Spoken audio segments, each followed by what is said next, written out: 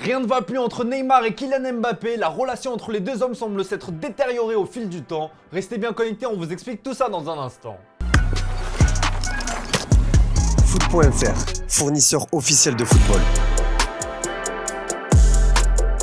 Bonjour à toutes et à tous et bienvenue dans ce nouveau JT Foot Mercato. La bromance entre Neymar et Kylian Mbappé semble être un lointain souvenir. Face aux caméras, les deux hommes laissent entendre qu'ils ne sont plus les meilleurs amis du monde.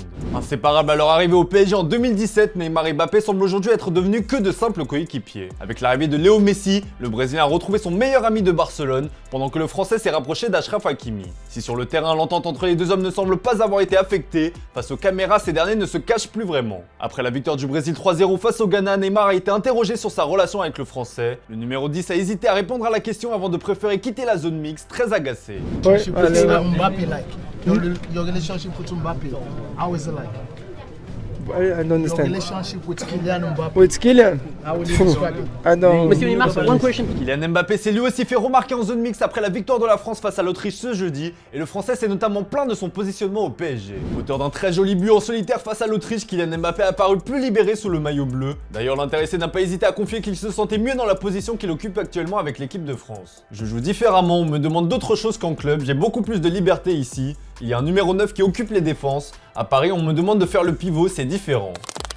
Les différentes réactions des deux stars sont évidemment sujettes à interprétation, mais il semble clairement y avoir de l'eau dans le gaz. En attendant, Neymar a affiché ses ambitions avec le Brésil. Métamorphosé ou retrouvé, en ce début de saison, Neymar affiche un niveau de jeu impressionnant, que ce soit en club ou en sélection. Cette saison semble être celle de la rédemption pour le Brésilien qui veut tout rafler. Avec la Seleção, le numéro 10 a plusieurs objectifs, celui de dépasser la légende Pelé au classement des meilleurs buteurs du Brésil. Avec 74 buts, le Ney ne compte plus que 3 unités de retard. L'intéressé s'est même amusé en expliquant qu'il demanderait à ses coéquipiers de le faire marquer afin de dépasser la légende Pelé. L'autre objectif, et il va arriver très prochainement, c'est bien évidemment la Coupe du Monde. Le Brésilien est certainement encore traumatisé par l'édition de 2014 et il n'aura qu'une envie, c'est de ramener au peuple brésilien le trophée le plus prestigieux au monde. En tout cas, l'intéressé se dit confiant et estime qu'avec le groupe actuel, le Brésil est plus armé que jamais.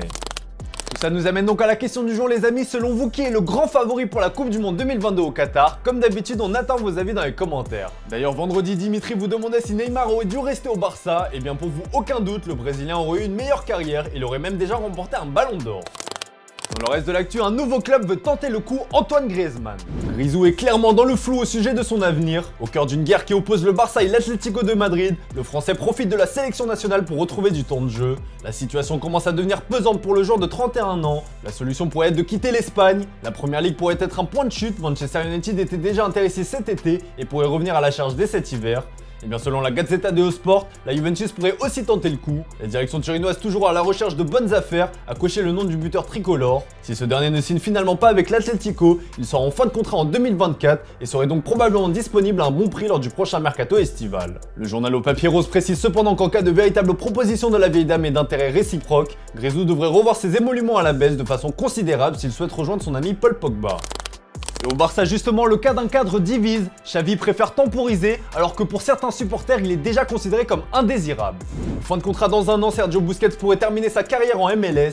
C'est en tous les cas ce que disent les rumeurs en Espagne, où Martin Zubimendi de la Real Sociedad est déjà présenté comme son remplaçant. Mais le Mundo Deportivo est moins catégorique. Le média espagnol explique que le coach Xavi veut qu'il reste. L'entraîneur catalan est convaincu que Busquets peut encore apporter, et si ça ne tenait qu'à lui, le contrat de son ancien coéquipier serait prolongé pour au moins un an encore. En plus de ses prestations, son rôle de capitaine et son attitude dans le vestiaire sont aussi très appréciés. De son côté, le principal intéressé a quant à lui laissé planer le doute sur son avenir, je vous laisse avec l'extrait.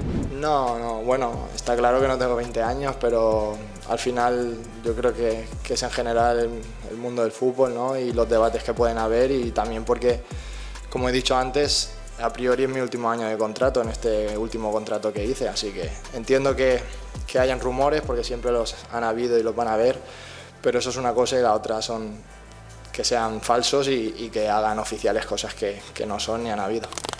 Allez, comme d'hab les amis, on se quitte avec l'image du jour et vous n'êtes certainement pas passé à côté des adieux très émouvants de la légende du tennis Roger Federer. Eh bien Sergio Ramos a tenu à lui rendre hommage à sa manière, avec un passing que le Suisse validerait certainement. Voilà, c'est tout pour aujourd'hui. Merci pour votre fidélité, bonne soirée à vous. On se retrouve dès demain pour une nouvelle semaine sur Foot Mercato.